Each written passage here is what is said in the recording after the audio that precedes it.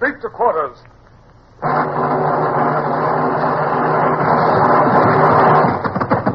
Run out the guns. Stand by the starboard battery. One broadside into her, if you please, Captain Bush. Pointers on target. Linstocks ready. Aye, aye, sir. Ready. Fire!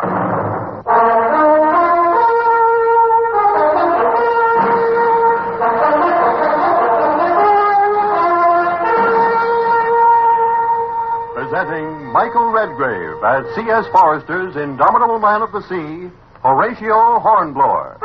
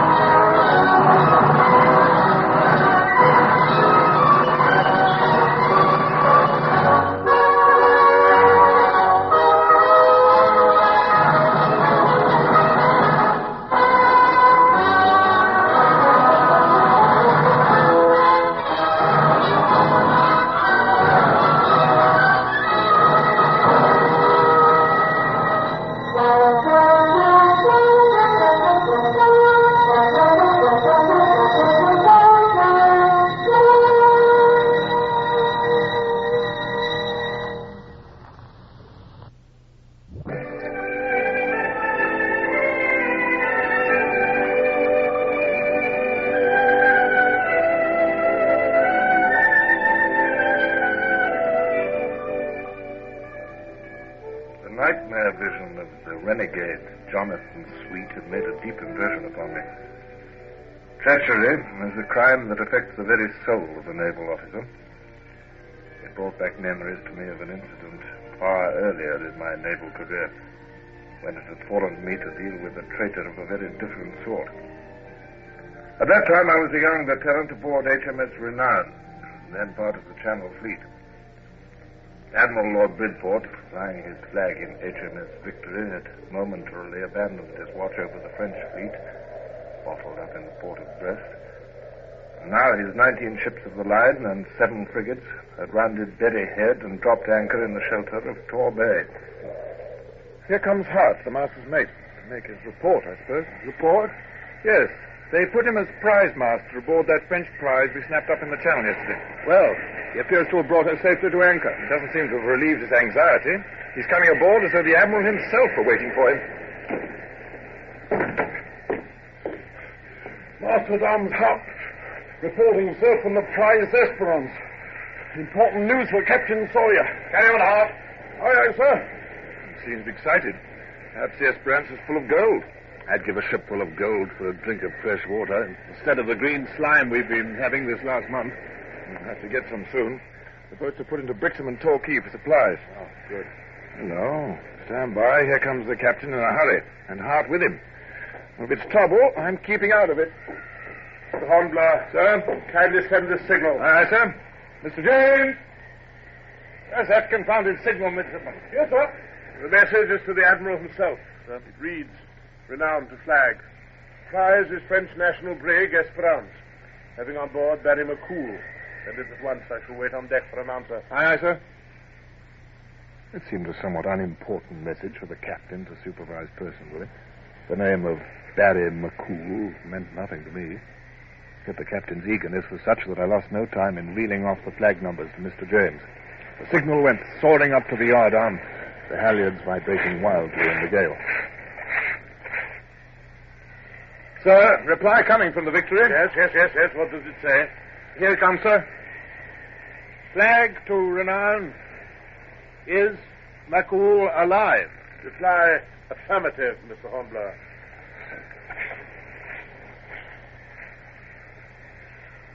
Have him on board at once. Court-martial will assemble. Mr. Hart. All right, sir. Bring your prisoner aboard, Hart, but keep his hands bound. Have him hoisted in. All right, sir.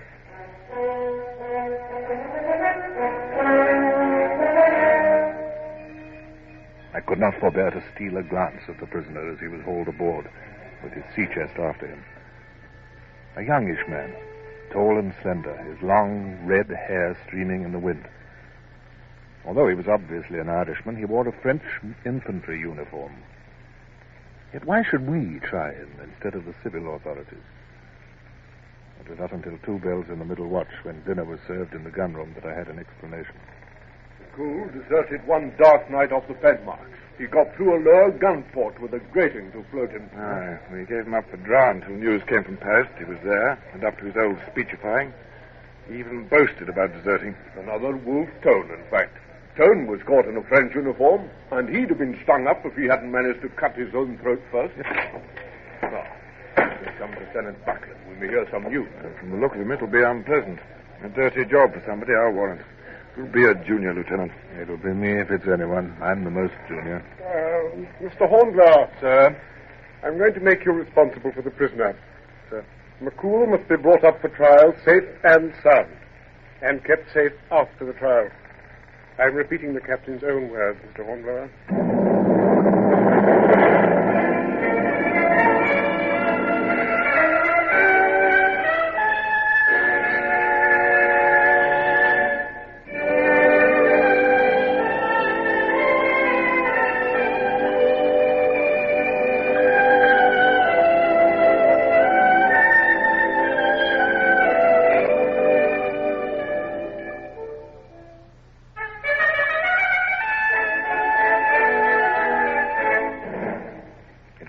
For which I had no liking. Yet had I refused it, I might well have dangled at the yard arm with Mccool. I quitted the table with a hurried bow and made my way to the darkness of the lower 'tween decks. The master-at-arms, who was my guide, ordered aside the marine sentry who guarded a small door, shone the light of his candle lantern on the door, and produced a key. He's here, sir. Safe and sound. I put him in this empty storeroom, and a couple of my corporals along with him.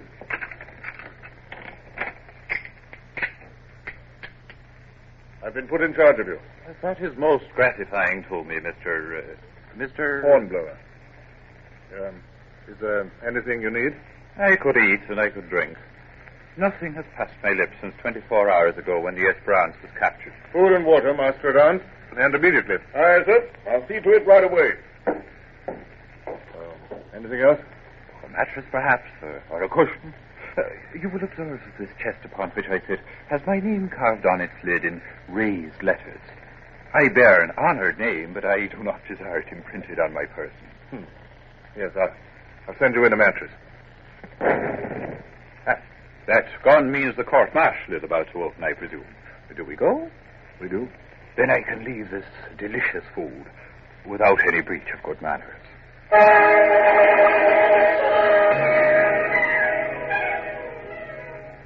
The court-martial. Gold lace and curt, efficient routine. Evidence of identification. Cold questions. Nothing I could say would be listened to amid these emblems of tyranny.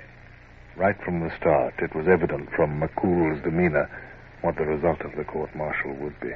The sentence of this court is that you, Barry Ignatius Mccool, be hanged by the neck.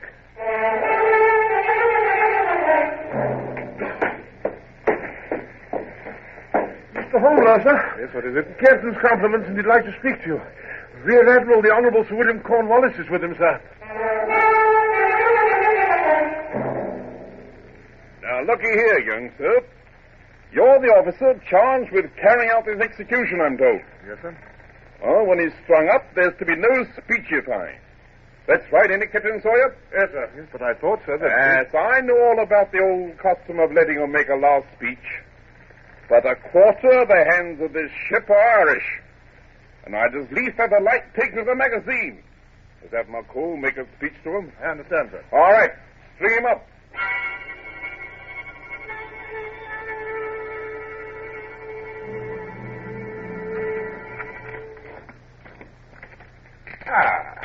Here comes Jack Ketch. Mccool, tomorrow... Tomorrow? Yes? Tomorrow, you're to make no speeches. No farewell to my countrymen. No. You are robbing a condemned man of his last privilege. I'm carrying out my orders. And you propose to enforce them. Yes, May I ask how? Well, I could stop your mouth with oakum. Mr. Hornblower, you do not relish your own suggestion. I suspect you are not the ideal executioner. Supposing I were to save you that trouble. How would you do that? I could give you my parole to say nothing. Oh, you don't have to trust the word of a condemned fanatic. We can strike a bargain, and you needn't carry out your half unless I have carried out mine. What bargain? Allow me to write to my wife, my widow. Promise to send the letter and my sea chest to her in Dublin. You'll have small trouble to find a coaster bound there, and you know the chest contains nothing but clothes and things of sentimental value. Yes, I know. In return, I promise to say nothing from the time I leave this place until... well... You can read the letter. There'll be no treason. If I understand you, Mr. Hornblower, you're a gentleman of sensibility. You will dislike prizing a man's mouth open and filling it with tow. By this means, you need not. Well, I'll send pen, ink, and paper, and I shall read the letter before I agree, of course.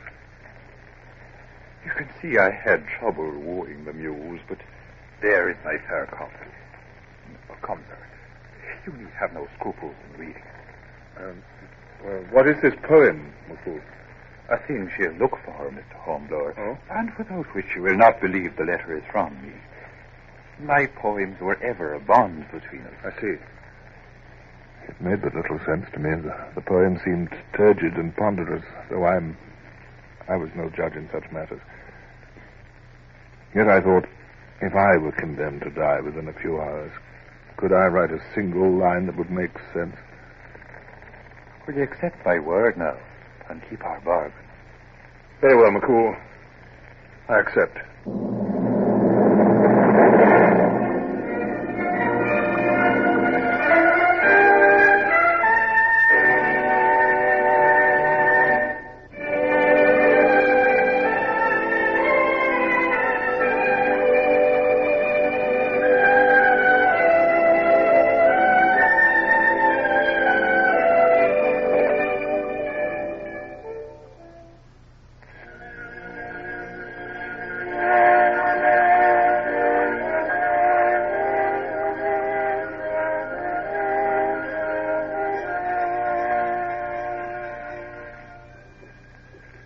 Thing was done in the grey hours of the following morning.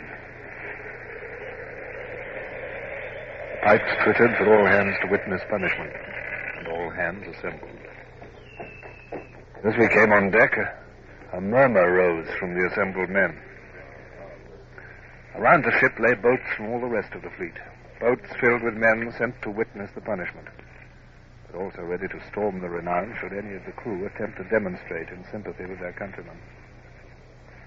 I only recall those next few moments as a ghastly nightmare. The chalk ring on the gangway, and Mccool standing silently on it, pale but with head high. Signal gun ready. Fire!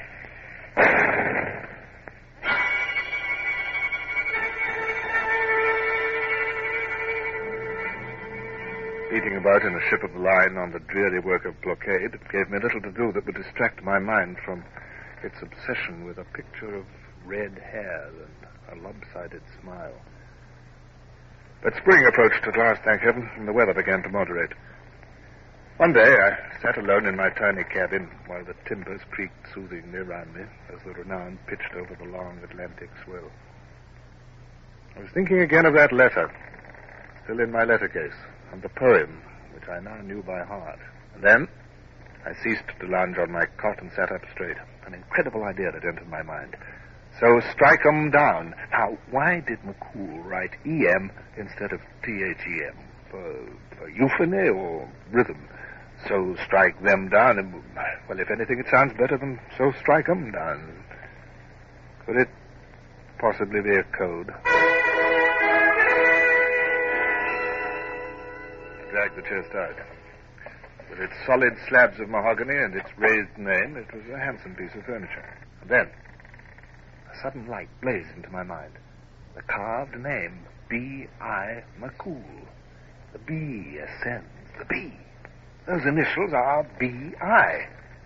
And as I took hold of the lid again and lifted it, the secret of Mccool was revealed. Only half the lid rose. The lower half stayed where it was. And in the oblong hollow between them lay a mass of papers, neatly packaged. Banknotes, £5 notes. And in this package, too. Yes, ample money here to finance the beginning of a new rebellion. What's this? Huh? More money? No, lists of names. And information about each name. Every requisite for starting a new plot. What's this? A proclamation. Irishman... Smith is coming.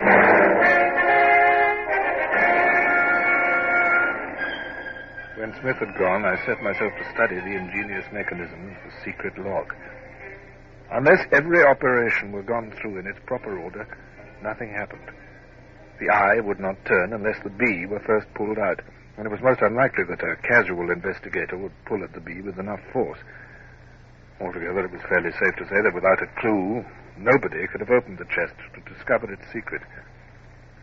But though I temporized by playing with the chest, I knew that a great and grave decision faced me, a decision which eluded me through many a lonely watch. Keep off a point, you at the wheel. Pull them by. Pull them by it is, sir. Whatever the man was, he was brave. Aye, and faithful unto death. His last thought was of the cause he died for. Heavens, if that wind had stayed westerly for a few more hours, that chest might have been on its way to Dublin, and then... But now, if I deliver up the chest to the captain, Payne will be ruined. Every gallows in Ireland will be cluttered. What about the money? Yes, that might be useful, but no, I should never rest. Rest? What rest I get now? This accursed problem.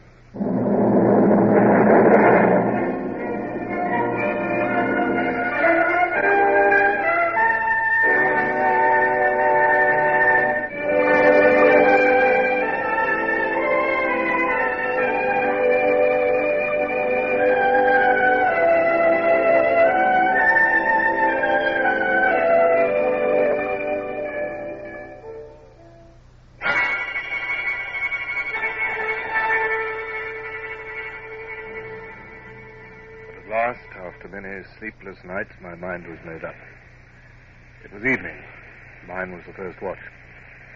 Darkness had closed over the Bay of Biscay, and the Renown, under easy sail, was loitering along over the black water, with her consorts just in sight. Hawkins, sir. Oh, sit down to my cabin and see if Mr. Smith, sir, will you? Beg your pardon, sir, but Mr. Smith's playing cards in the gun room. I've seen him myself, sir. Oh, well, no matter. Send Crookshank and Bottle after me. Aye, sir. If you'll pardon me, sir, if it's a job you want done, maybe I could do it, huh? Them two ain't much more than idiots, as I know to my cost. Okay, when I require a speech, I'll ask for it. You heard my order? Aye, sir. Beg your pardon, sir. Idiots. Oh, why else does he think I chose those two aboard my watch? They, at least, will have no curiosity. Crookshank, Bottle, I wanted to go down to my cabin. You know the one. There you'll find a large, heavy, canvas-covered box. Bring it up and place it in the scuppers. It's heavy, so take care. I waited in a fever of anxiety lest the fool should drop it or stumble across an officer who might ask questions. The chest was indeed heavy, for I'd buried among the clothing 2 24-pound shot. But at last, after what seemed an age... Thank you, ma'am. Well, back to your stations now. The next 10 minutes were 1,000 years, but at last... Hands to tack, ship. Prepare to tack! And as the Renown tacked, with one tremendous heave and unobserved, I managed to throw the thing overboard.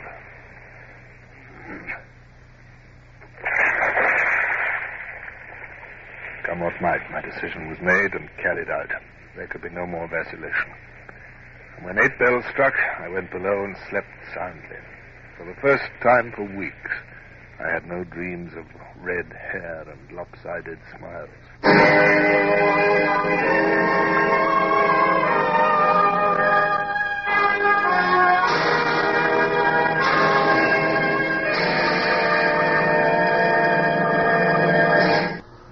Horatio Hornblower, starring Michael Redgrave, is based on the novels by C.S. Forrester. Music composed and conducted by Sidney Torch. Produced by Harry Allen Towers.